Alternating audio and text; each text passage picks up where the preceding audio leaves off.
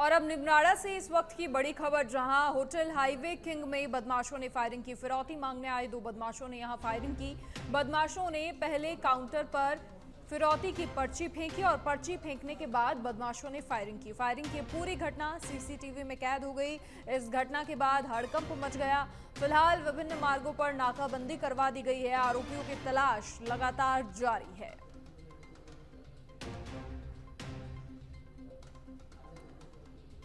Firing की घटना CCTV में कैद हो गई और वो तस्वीरें भी आपकी टीवी स्क्रीन पर, कैसे पहले एक पर्ची फेंकी जाती है जिसमें फिरौती की रकम होती है और उसके बाद फायरिंग करना शुरू कर दिया जाता है। ये पूरा घटनाक्रम सीसीटीवी में कैद हो गया और इस पूरे घटनाक्रम से हड़कंप मच गया। फिलहाल नाकाबंदी करवा दी गई है और इन बदमाशों की तलाश लगातार हो रही है। विभिन्न मार्गों पर नाकाबंदी करवाई गई है।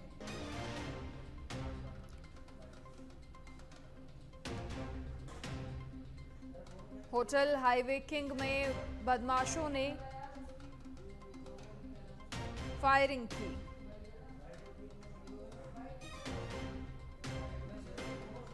फिरौती मांगने आए आरोपियों ने पहले पर्ची फेंकी और फिर फायरिंग शुरू की।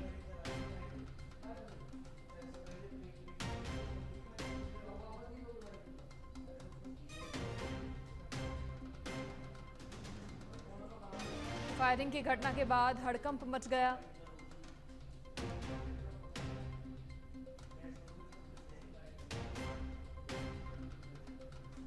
और ये सीसीटीवी की पूरी फुटेज भी आप अपनी टीवी स्क्रीन पर फिलहाल देख रहे हैं। किस तरीके से बदमाश हथियारों के साथ आए और पहले काउंटर पर फिरौती की पर्ची फेंकी गई और फिर तुरंत फायरिंग करना शुरू कर दिया गया।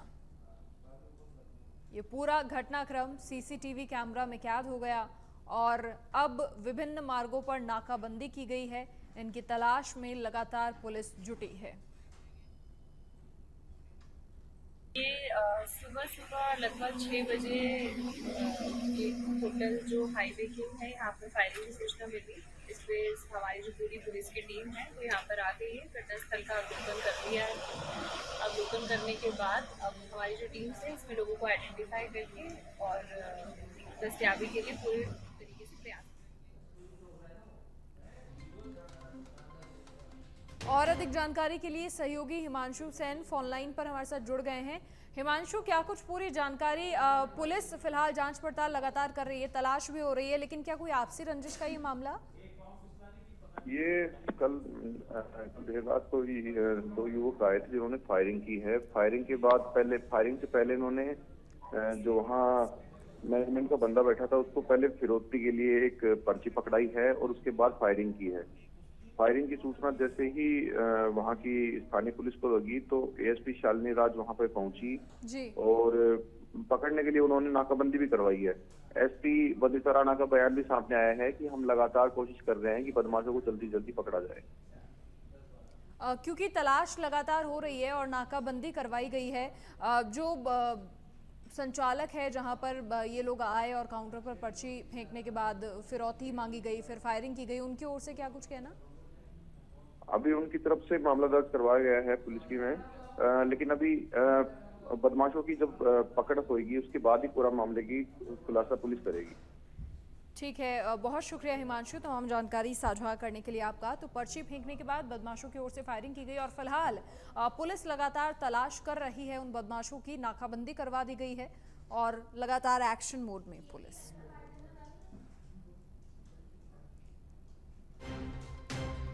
होटल हाईवे किंग में बदमाशों ने ये फायरिंग की। पर्ची फेंकने के बाद बदमाशों ने फायरिंग की। फायरिंग की घटना के बाद हड़कंप मच गया और ऐसे जब मामले सामने आते हैं तो ये जनता में भी खौफ निश्चित तौर पर पैदा कर देते हैं। होटल हाईवे किंग में बदमाशों ने ये फायरिंग की और पूरा घटनाक्रम सीसीटीवी कैमरा में कैद हो गया। विभिन्न मार्गों पर नाकाबंदी हुई है और लगातार जांच पड़ताल पुलिस की ओर से की जा रही है। बदमाशों की तलाश लगातार पुलिस कर रही है। फिरौती मांगने के लिए 2 बदमाश आए और फायरिंग की।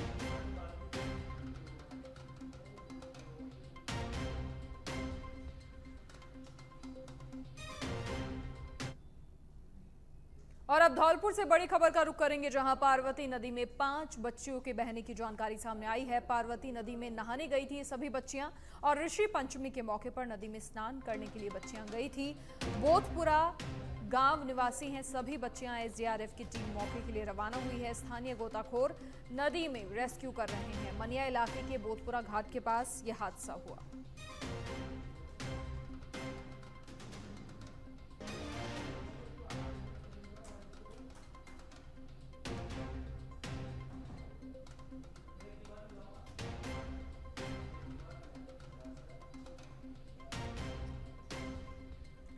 मनिया इलाके के बोधपुरा घाट के पास यह हादसा हुआ। पार्वती नदी में 5 बच्चियों के बहने की सूचना।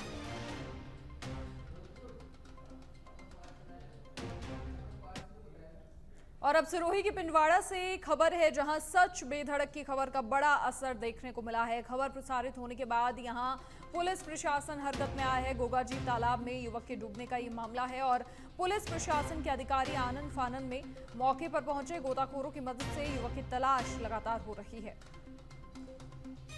खबर दिखाई प्रमुखता से और उसके बाद अब हरकत में आया है प्रशासन, क्योंकि कुछ समय पहले तक यहाँ कोई प्रशासनिक अधिकारी मौजूद नहीं था। परिजन बैठे थे और आस लगा रहे थे कोई आए और युवक को बाहर निकाला जाए। जैसे ही खबर प्रमुखता से प्रसारित हुई उसके बाद अब तुरंत प्रशासन पहुंचा है और गोताखोरों की मदद से युवक की तलाश जारी है। सच बेधड़क की खबर का बड़ा असर हुआ है। खबर प्रसारित होने के बाद पुलिस प्रशासन अब हरकत में आया है।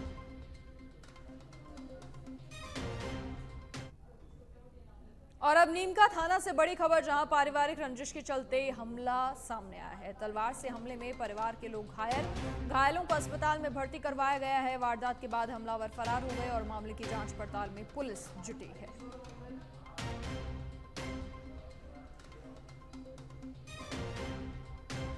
वारदात के बाद हमलावर फरार हो गए। तलवार से हमले में परिवार के लोग घायल हुए हैं। मामले की जांच पड़ताल लगातार पुलिस की ओर से की जा रही है। पारिवारिक रंजिश के चलते यह हमला हुआ। घायलों को अस्पताल में भर्ती करवाया गया है। वारदात के बाद हमलावर मौके से फरार हो गए। पुलिस की ओर से मामले की जांच पड़ताल लगातार की जा रही है। नीमका थाना से ये बड़ी खबर, जहां पारिवारिक रंजिश के चलते हमला हुआ। तलवार से हमले में परिवार के लोग घायल हुए।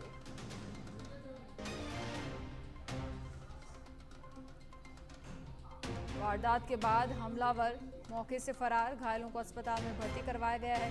पुलिस की ओर से मामले में जांच पड़ताल लगातार हो रही है।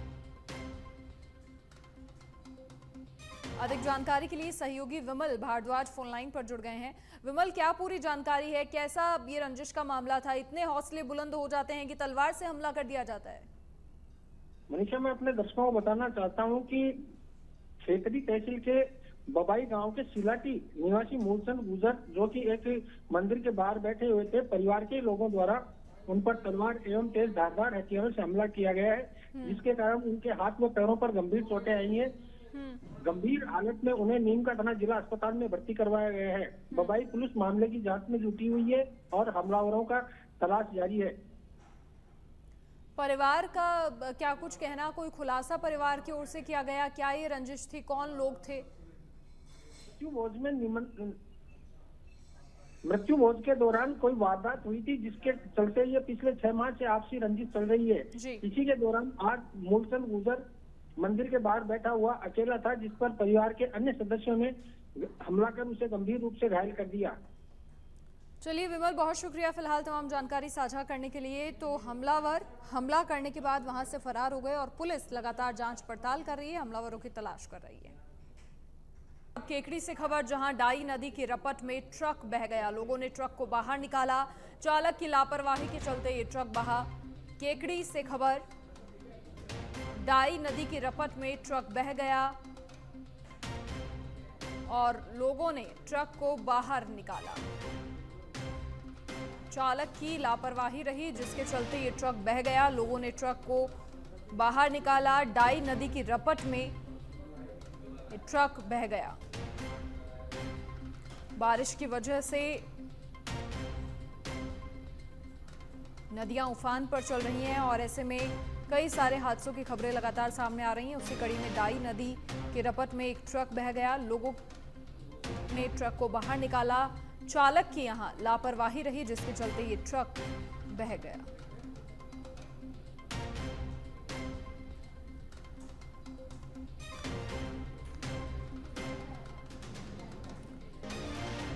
केकड़ी से खबर, जहां चालक की लापरवाही के चलते एक ट्रक बह गया डाई नदी की रपट में और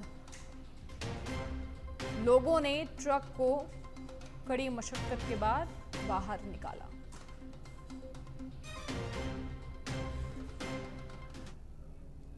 और अब नीमका थाना से खबर है, जहां कुंभकर्ण की नींद में सोया है जलदाय विभाग। सूचना के बाद भी अधिकारी और कर्मचारियों की ओर से कोई ध्यान नहीं दिया जा रहा है। सिंचाई लाइन में लीकेज की सूचना पर भी कार्रवाई नहीं हुई। आज सुबह प्रेशर के चलते लाइन टूटी। सड़क पर हजारों लीटर पानी बह गया। लीकेज से कब्रिस्तान के पास सड़क पर बड़ा गड्ढा बन गया। कुंभकर्ण की नींद में जलदाय विभाग सोया। सिंचाई लाइन में लीकेज की सूचना पर भी कार्रवाई नहीं हुई। आज सुबह प्रेशर के चलते लाइन टूटी। अधिकारी और कर्मचारियों की ओर से मामले पर कोई ध्यान नहीं दिया जा रहा है। सड़क पर हजारों लीटर पानी बह गया। लीकेज से कब्रिस्तान के पास सड़क पर बड़ा गड्ढा भी बन गया। प्रेशर के चलते ये लाइन टूटी। नीमका थाना से खबर, अधिकारी और कर्मचारियों की ओर से ध्यान नहीं दिया जा रहा है मामले पर। जलदाय विभाग अभी भी नींद में है। सूचना दे दी गई है लेकिन उसके बाद भी कोई कार्रवाई नहीं हो रही है। सड़क पर ये गड्ढा बना है जो कई सारे हादसों को न्योता दे रहा है। बारिश में जलभराव की स्थिति भी पैदा हो जाती है और ऐसे में पानी अगर भर गया तो आने जाने वाले वाहनों को गड्ढा होने की जानकारी ही नहीं होगी और कई हादसे होने की आशंका यहां पर।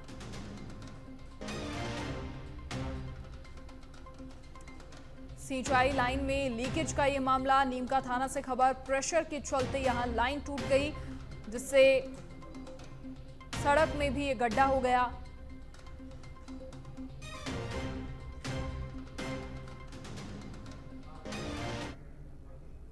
और अब अजमेर से खबर, जहां जिला कलेक्टर लोकबंधु ने आना सागर एस्केप चैनल का जायजा लिया। जलभराव क्षेत्रों को लेकर जानकारी ली। आमजन को राहत देने के लिए अधिकारियों को आवश्यक दिशा निर्देश दिए गए। नगर निगम आयुक्त, एडीए आयुक्त समेत सिंचाई विभाग के अधिकारी इस दौरान मौजूद रहे। तो जलभराव वाले क्षेत्रों को लेकर जानकारी ली। आमजन को राहत देने के लिए अधिकारियों को आवश्यक दिशा निर्देश भी दिए गए हैं। तो बारिश के चलते अजमेर में जैसी स्थितियां पैदा हुई हैं उसके बाद आमजन खासा परेशान है और ऐसे में अब जिला कलेक्टर लोकबंधु ने आना सागर एस्केप चैनल का जायजा लिया है। नई जिम्मेदारी उन्हें मिली है और ऐसे में जलभराव क्षेत्रों को लेकर उन्होंने जानकारी ली है। तमाम अधिकारियों को उचित दिशा निर्देश दिए हैं। आमजन को राहत मिले, आमजन को परेशानी ना हो, ये सुनिश्चित करने में लग गए हैं।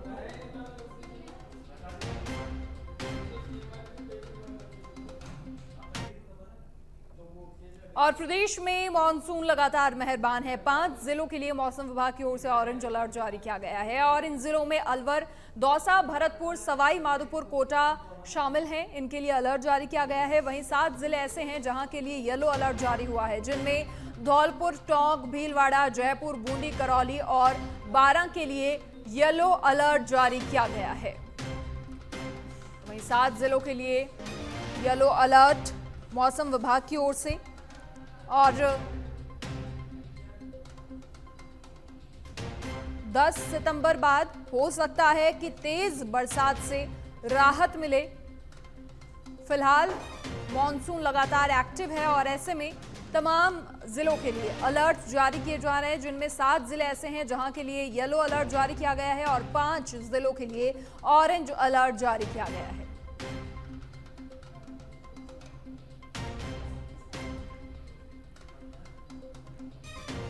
चलिए, और अधिक जानकारी के लिए हमारे सहयोगी कुणाल भटनागर लाइव हमारे साथ जुड़ गए हैं। कुणाल, क्या कुछ पूरी जानकारी है? देखिए, इस बार बारिश कहीं ना कहीं आफत की बारिश बनकर बरसी है पूरे प्रदेश में और अब लोग चाहते हैं कि राहत मिल जाए। क्या कुछ मौसम विभाग की ओर से कहा जा रहा है, कब जो धीमी रफ्तार है वो पकड़ेगा मॉनसून?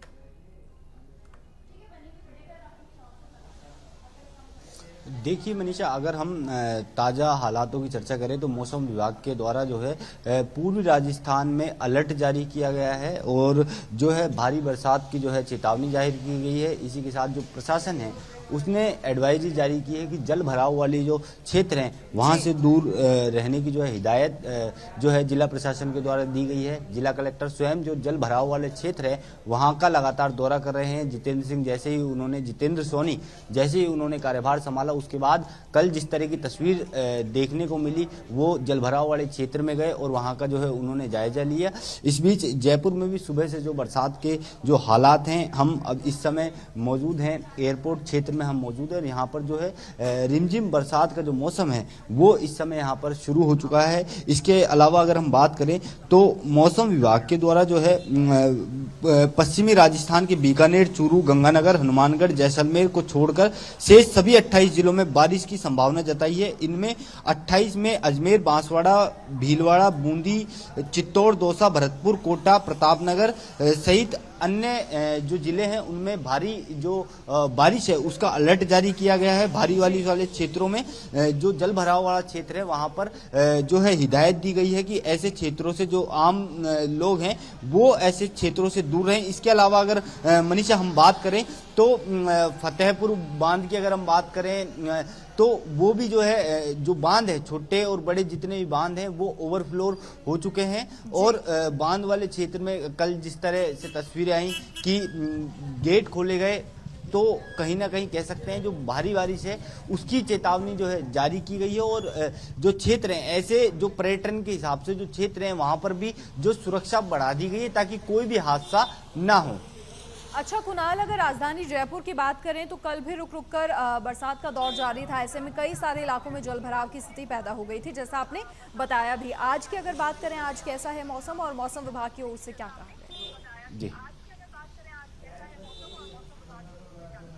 देखिए, आज भी जयपुर में जो है तेज बरसात की जो है चेतावनी जारी की गई है क्योंकि मौसम विभाग जयपुर के द्वारा लगातार जो है हर 3 घंटे के अंदर जो है मौसम के लिए जानकारी दी गई है। तो आने वाला जो 3 घंटे हैं उसमें भारी बारिश की जो चेतावनी है वो जयपुर मौसम विभाग के द्वारा जारी की गई है। और जयपुर में जो बारिश के मौसम में जल भराव के कारण जो है ट्रैफिक की जो है बड़ी समस्या जो है सामने देखने को मिलती है। यही कारण है कि कई किलोमीटर लंबा जाम जो है लग जाता है और इसी चीज को देखते हुए जो नए जिला कलेक्टर हैं जितेंद्र सोनी वो ग्राउंड जीरो पर उतरे और उन्होंने जो अधिकारियों को निर्देश दिए और क्योंकि जल भराव की स्थिति के कारण जयपुर वासियों को जो लंबी जो ट्रैफिक है उसका खासा जो है नुकसान होता है और कई घंटों उनको इंतजार करना पड़ता है ट्रैफिक में। तो इसको देखते हुए भी जो प्रशासन अलर्ट है और क्योंकि अभी जयपुर में जो अभी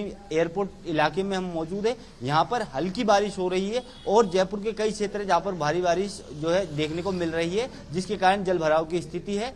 जी चलिए कुणाल, बहुत शुक्रिया तमाम जानकारी साझा करने के लिए आपका। तो मौसम विभाग की ओर से लगातार अलर्ट जारी किए जा रहे हैं।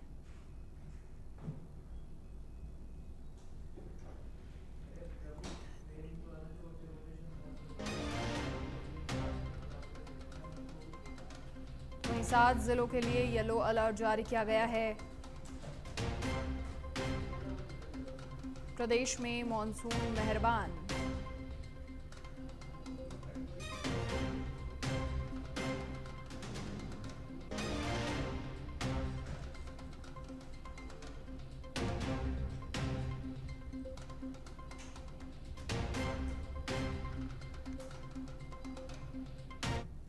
और इसी बीच एक और बड़ी खबर का रुख करेंगे। सरकार की अवैध खनन पर जीरो टॉलरेंस नीति का जिम्मा आईएएसटी रविकांत पर। भजनलाल सरकार शुरू से ही अवैध खनन पर सख्त है, वहीं वैध खनन को प्रोत्साहित कर राजस्व अर्जन पर फोकस है। अब टी रविकांत को खान एवं पेट्रोलियम विभाग के प्रमुख सचिव का जिम्मा मिला है और कार्यभार संभालते के बाद से ही तत्परता दिखाई दे रही है।